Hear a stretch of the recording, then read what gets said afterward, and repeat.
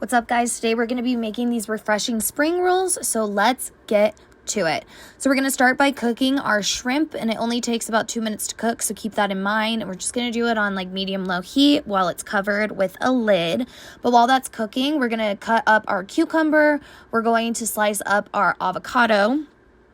And then, which you can just do it like this. You could do it whatever way you want. And then we're going to separate our lettuce from the head so that we have our lettuce wraps.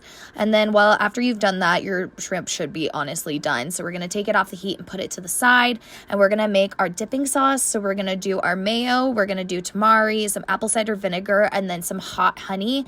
And use a whisk and mix it all together. It's still going to be a little chunky because of the mayo, but it's so good. It's worth it.